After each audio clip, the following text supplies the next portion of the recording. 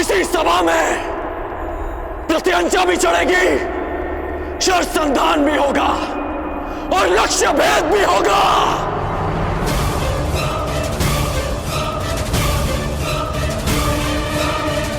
मैं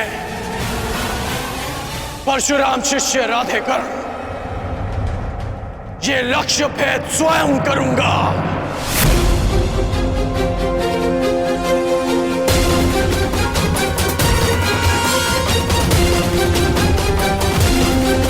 सखी, यदि तुम्हें ज्ञात हो कि अर्जुन जीवित है तो क्या करोगे? वो सब जो मेरे जीवन का उद्देश्य पूरा कर सके, जो कि अर्जुन से विवाह के पश्चात ही संभव है। तो फिर देखो सखी, वो तीसरा वीर जो इस परीक्षण में सफल हो सकता है,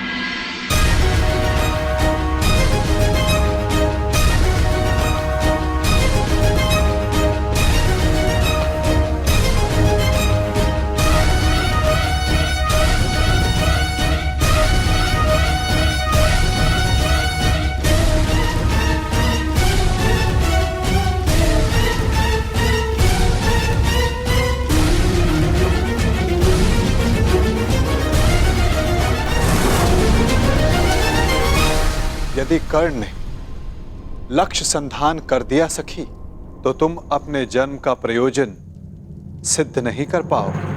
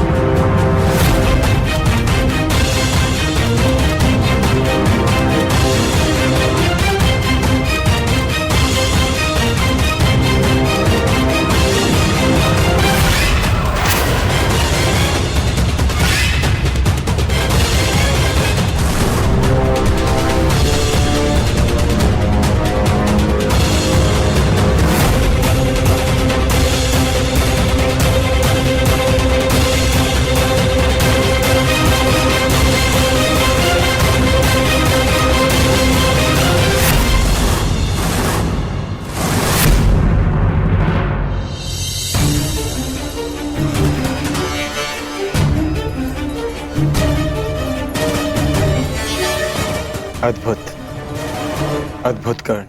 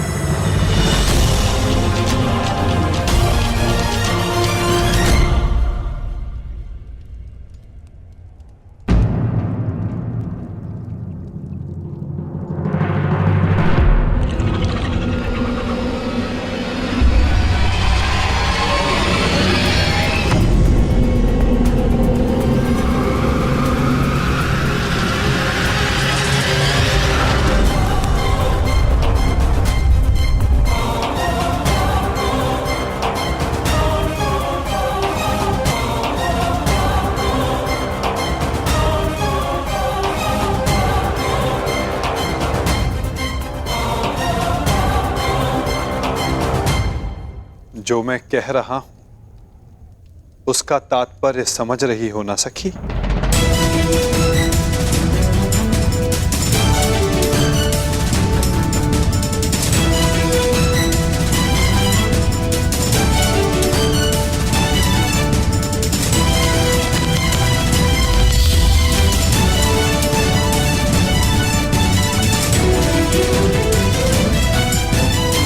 बिना देखे आपने लक्ष्य संधान कैसे किया?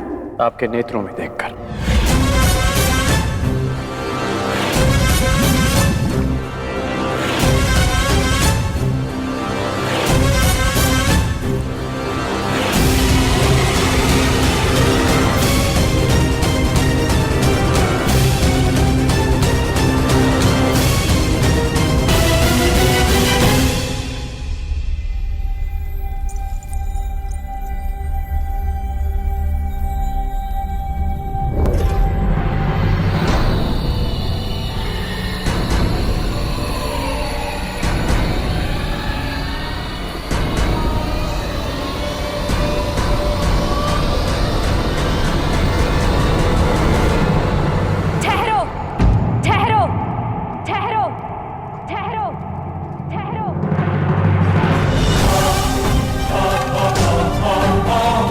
ये शर संधान नहीं होगा।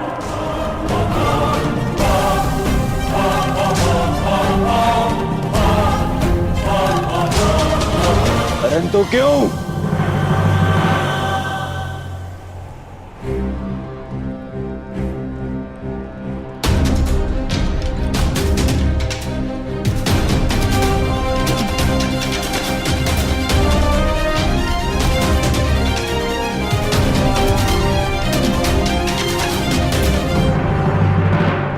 क्योंकि मैं एक सूत पुत्र से विवाह नहीं करूंगी।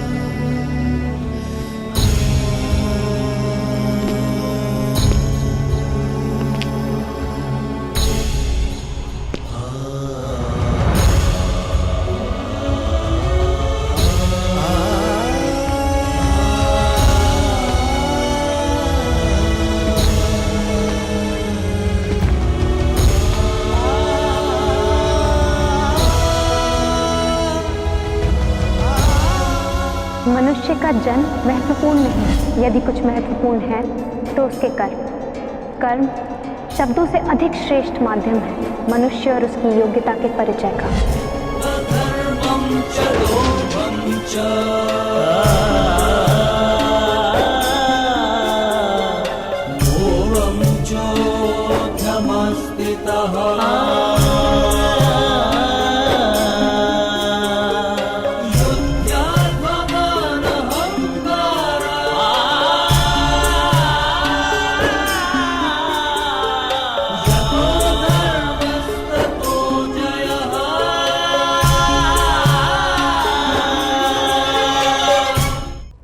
बधाई हो याज्ञसेनी, आज आपने सिद्ध कर दिया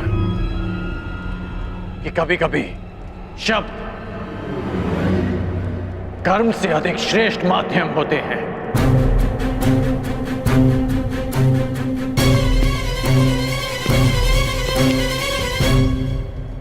व्यतीत ना होकर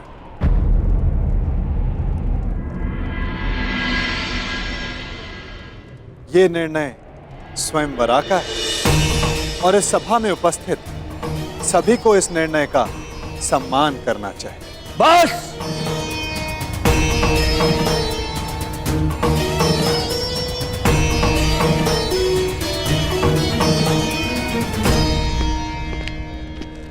बस पांचाल नरेश, बस। ये कैसा खेल है?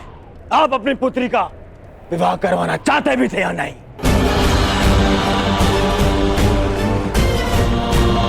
केवल अपने मनोरंजन के लिए आपने ये स्वयंवर रच लिया।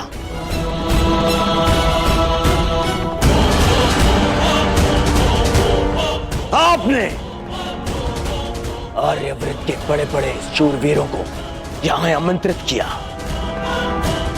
किसी को ज्ञात भी नहीं था कि परीक्षण में होने क्या वाला है।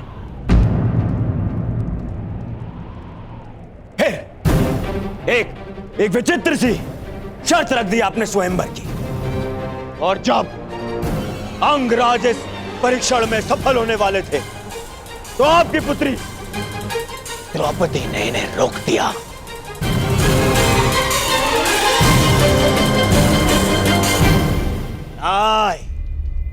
ये स्वयंवर नहीं है, छल है, छल।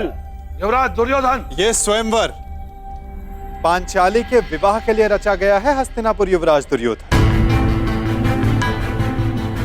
और स्वयंवर स्पर्धा नहीं होती, स्वयंवरा को अधिकार है अपने वर के चयन करने का, जिसका द्रौपदी ने प्रयोग किया।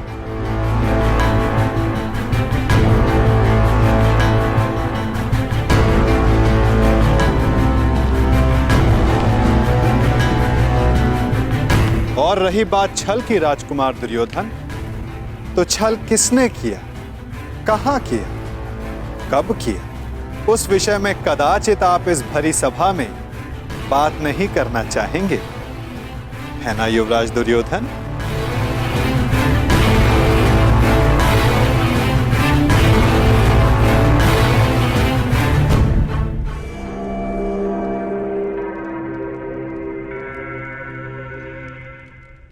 सम्राट!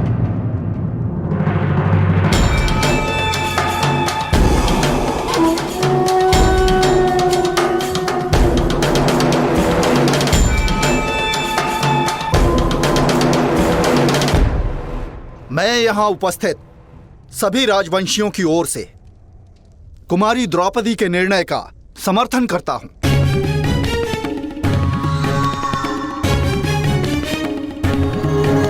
मुझे तो युवराज दुर्योधन की सोच पे आश्चर्य हो रहा है।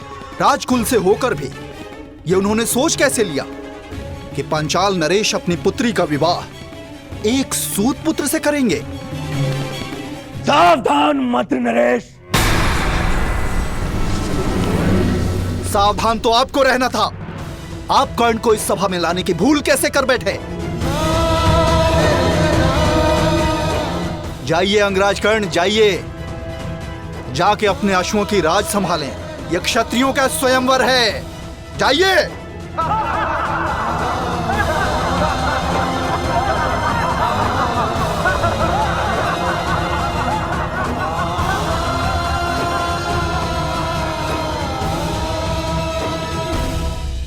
हाँ, हाँ, मैं एक सूत पुत्र हूं।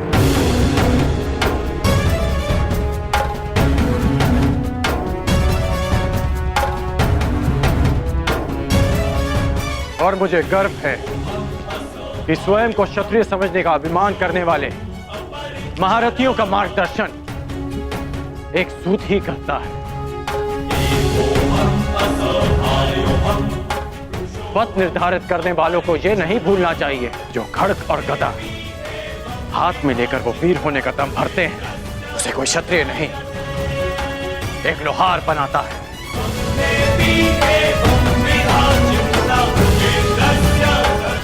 जो अन्न वो खाते हैं उसे किसान उपजाता है।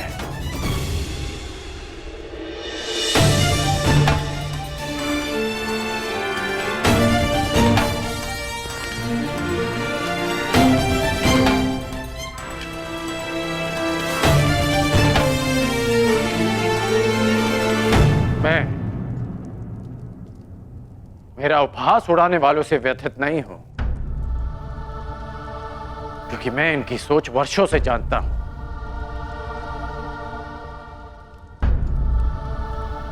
आपसे निराश हूं, क्योंकि मुझे लगा कि आपकी सोच इनसे भिन्न है।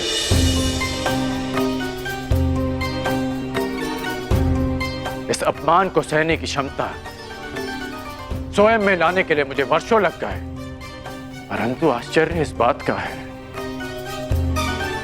कि एक सूत का अपमान करना, उससे घृणा करना, कुछ दिन पहले जन्मी पांचाली इतना शीघ्र सीख गए? कैसे?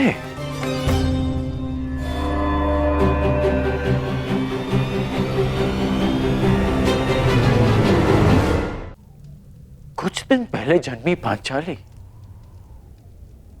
इतना शीघ्र सीख गए? कैसे?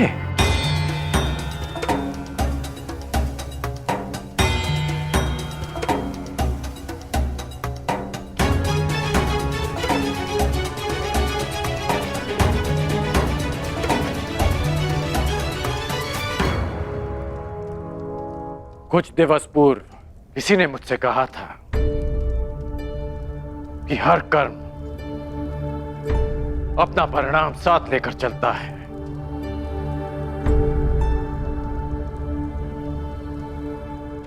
तो सुनिए याज्ञसेनी कि जो आज आपने मेरा अपमान किया, उस अपमान का परिणाम आपको अवश्य मिलेगा।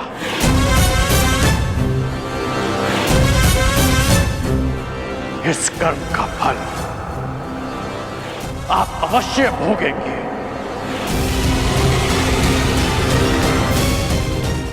आपके शब्दों के गूंज का नाम जीवन भर आपको सुनाई देता रहेगा। स्मरण रहे।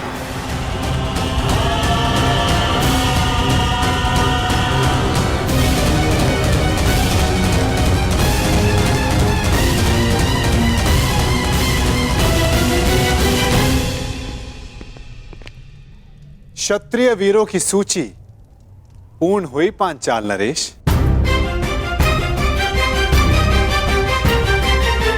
प्रतीत होता है कि अब और कोई नहीं जो इस परीक्षा में सफल हो सके।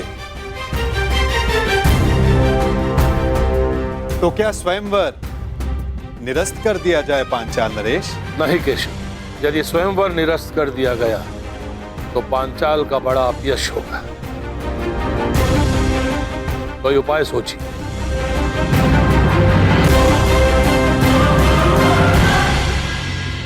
शांत हो जाओ मेरे होने वाले सम्राट। देखो कर्ण, इस स्थिति में केवल एक ही उपाय है। स्वयंवर संपन्न हुआ, हमें यहां से चलना चाहिए। कि स्वयंवर सर्वसाधारण के लिए खोल दिया जाए।